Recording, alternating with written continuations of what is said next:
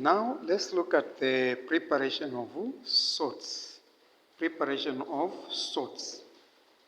What do we mean by saying preparation of salts? Here, preparation of salts simply means which method in the lab can you use to make any salt of your choice.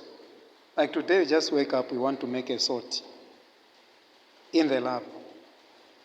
Just ask Mr. Chuma, like which chemicals? I want this chemical and this chemical. Then which method have you used to select that chemical? Okay, so to make any salt, like in the lab or at home, is what we mean by saying preparation of salts. Okay? There are so many methods that you can use. As you can see, here I've written, there are so many. Now, for you not to get confused, it's better, I always urge my learners to use what we call a reactivity series. Have you seen the reactivity series? Huh? So I'm saying, easiest way to remember methods of preparing a salt is by using the reactivity series. You list the metals according to their reactivity, starting with the most reactive, of course, which is potassium, followed by natrium, which is sodium, then calcium, magnesium, aluminium, then carbon is a non-metal, no wonder I'm putting it here to separate the most reactive to the less reactive. Huh? Okay? Then comes these that are a bit less reactive, zinc, iron, tin, lead. Then hydrogen is another non-metal which separates these non-reactive metals from less reactive metals. Have you seen it? So in front here I've formed how many groups? 1, 2, 3 groups. Then there's one that caters for all the metals in the reactivity series. So all these are the 4 methods that we are going to mention. Method 1, I always start with the one in the middle. Then I can either go here or there. I can choose. Then the last one is always this other bracket outside here. Okay? Yeah. So the first one, as I said, that I use is this one. Here you react a metal directly with an acid. Direct is the key term here. You react the metal direct with an acid. So here you say metal plus acid will give us salt plus water. Nothing is new here. It's about those chemical properties that you have learned. Do you still remember the chemical properties of acids? Yeah, the same chemical properties of acids are the same methods that we use to prepare salts. The same chemical properties of acids. You can use them to prepare salts. If also properties of bases, chemical properties of bases, you can also use them to prepare what? A salt. So the first method here is reacting a metal plus acid to give you a salt and the water. For instance here, we use those metals we call the mazit metals. Mazit metals. This time I'll call the mazit metals written as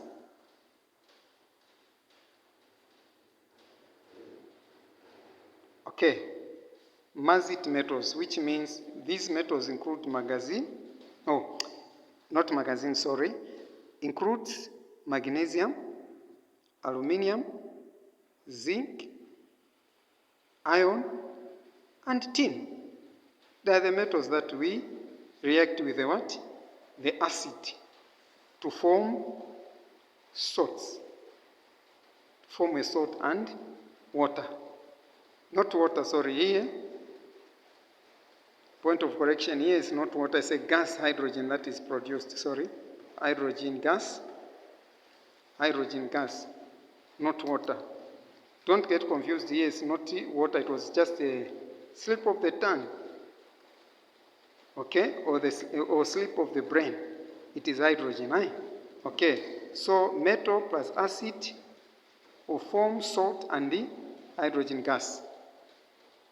A good example, since we are saying we are using mazit, I'll use magnesium. You can see magnesium plus HCl. It will give us what? Magnesium is going to displace the hydrogen ions to make magnesium what? Chloride. Okay? Then plus what? Plus the hydrogen gas. Then you balance the equation there. So this is the salt that were formed. Then you can use it. Well, after forming it in the lab, you have to collect it in a solid form. And you need to know how you can collect this salt in solid form.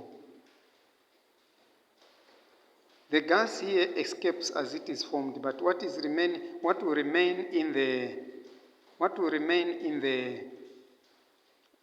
test tube is the salt.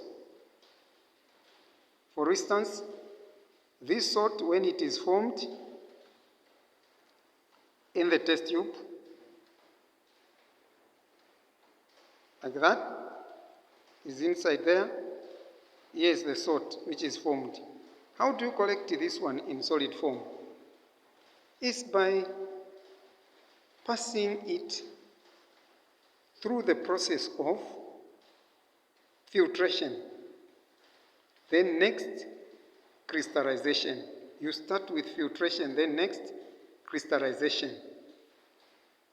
Why do we filter this solution in this salt that is formed? For instance, if the salt formed is magnesium chloride here, why should we filter it? The reason is simple. When you just mix magnesium and the acid, you have to add magnesium in excess. Magnesium must be an excess reagent so that all the acids, when you react magnesium and the acid, all the acid will be used up in the chemical reaction between magnesium and the HCl. So you don't add acid in excess, but you add magnesium in excess so that your salt should not be acidic. If you just add a small amount of magnesium, this salt will have a lot of acid. But if you want to use it maybe to eat, the acid will be poisonous to you. So what you do, you add magnesium in excess so that when it reacts with the sodium, since it is in excess, when it reacts with magnesium, since magnesium is in excess, all the acid will be used up and the salt formed will be acid-free. That's the reason why we have to filter this salt formed, because it will have some magnesium after all the acid has been used up. So what will remain in here with is the salt formed and the excess what? Magnesium. So to remove the excess magnesium here, what do? You have to filter. You have to filter the what? You have to filter this salt. Okay? After filtering this salt, the filtrate which is here, it is passed through the process of crystallization. You know the process of crystallization. The first step is you evaporate this filtrate. You evaporate the water in this filtrate or in this salt which is magnesium chloride. This filtrate is magnesium chloride. So what you do, you have to filter the what? This water. Oh, this you have to filter this magnesium hydroxide to remove the excess magnesium.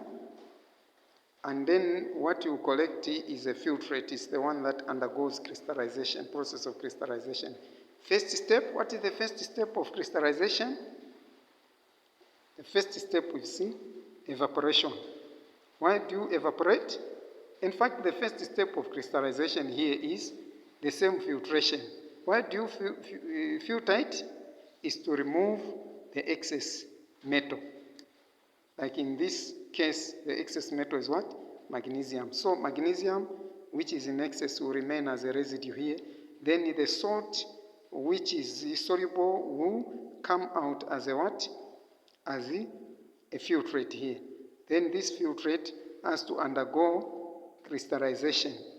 Okay, the next step of crystallization. What will be the next stage of crystallization? You pour this filtrate into an evaporation dish like this. You pour it here, then boil it in a water bath. Boil it with using a water bath. Okay, then this one will begin to evaporate, to lose water, so that you make this solution saturated.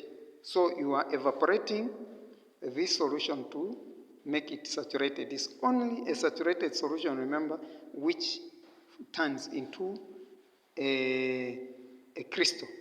So after that, you have to remove the heat. You remove the heat, then cooling. The purpose of cooling here is to make crystals. Cool to make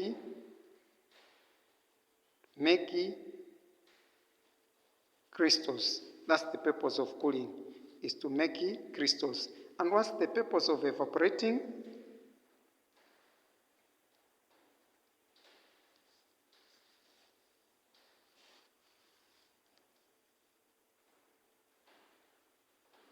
To make a saturated solution. Because this solution that you are making, that you are saturating here, you are making it a saturated solution so that it easily forms crystals of magnesium chloride. Then here, as you cool it, you find that the following morning or few hours, you find crystals of magnesium chloride will form. So that's the process. If they ask you, explain or describe the method you have used to make a solid sample of magnesium chloride. These are the stages. 1, filter to remove excess what? Why do we filter? To remove excess metal. 2, evaporate to make a saturated solution. 3, cooling to make crystals. Okay, that's the first step. You can, here it is not just magnesium. Remember I said you can use any mazit metal. Even whatever I've done with magnesium, you can do it with aluminium, with zinc, with iron, with tin. And the same process follows. Okay.